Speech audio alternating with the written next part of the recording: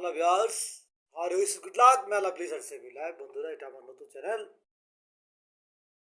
বন্ধুরা, আমরা অবিরত আসলে সচরাচর যখন যেটা ভাবি তখন সেটা হয় না।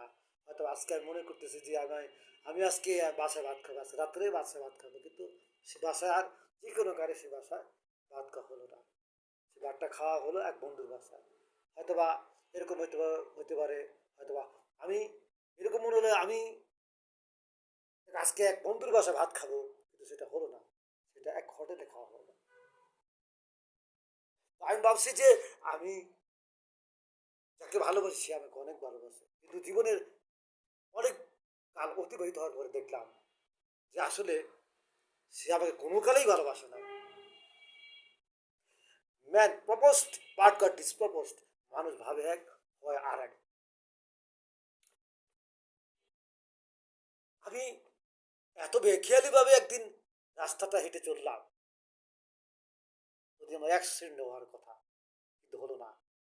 দ্রুতগতিতে বাসটা আসলো, দ্রুতগতিতে বাসটে এসেও কিন্তু বাসটা, দোষটা আমারই, বাসটা থেমে গেল।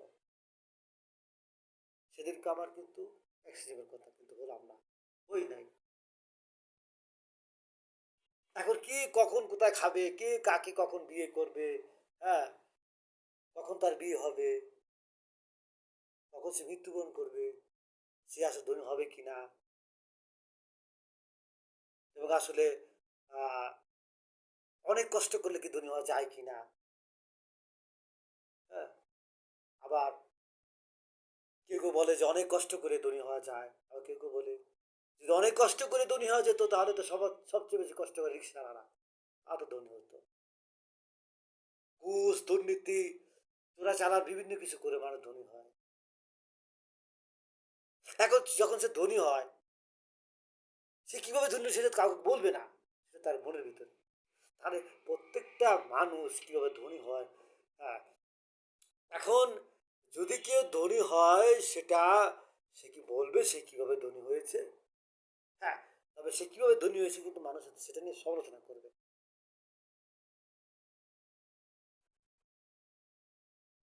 তার ধনীটা হওয়া যদি ভালো ভালো দিক হয় তাহলে ভালোটা বলবে, তার ধনী হওয়াটা যদি খারাপ দিক হয় খারাপ দিকে বলবে। এখন যে তোমাকে ধনী হতেই হবে, by hook or by crook, অর্থাৎ ছলে বলে কৌশলে, ছলে বলে কৌশলে তোমাকে ধনী হতে হবে, তোমাকে এটা আনতেই হবে, এটা দিতে হবে।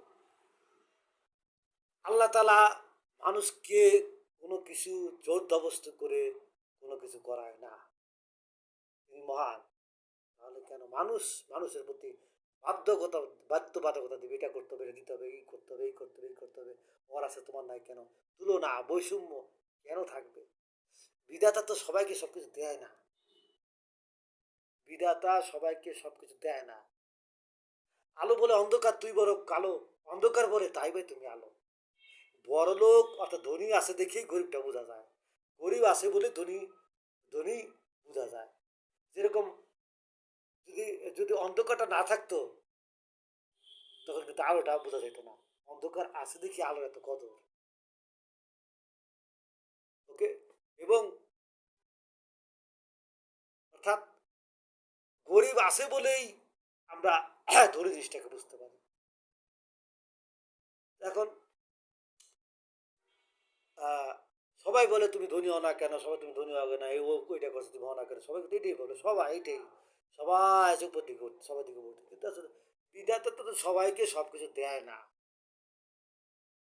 এটা হলো তকদির, ভাগ্য, কাকে কি দিবে, কি দিবে না, এবং কেন দেয়, কাউকে কেন দেয়, আবার কেন দেয় না, সেটা একমাত্র আল্লাহ রব্বুল আলামিনই ভালো জানেন।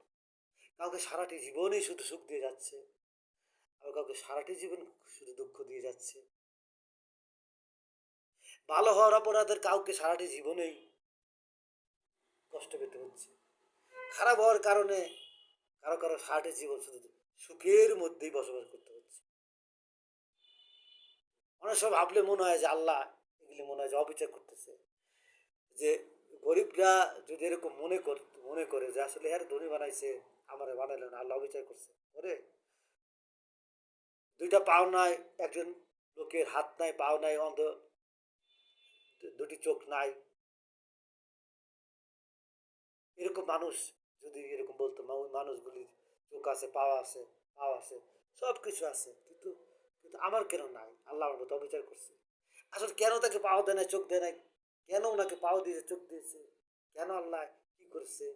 এবং কোনটা, যে তার ধনী হওয়াটা কি মঙ্গল না অমঙ্গল, সেটা আল্লাহই ভালো জানে।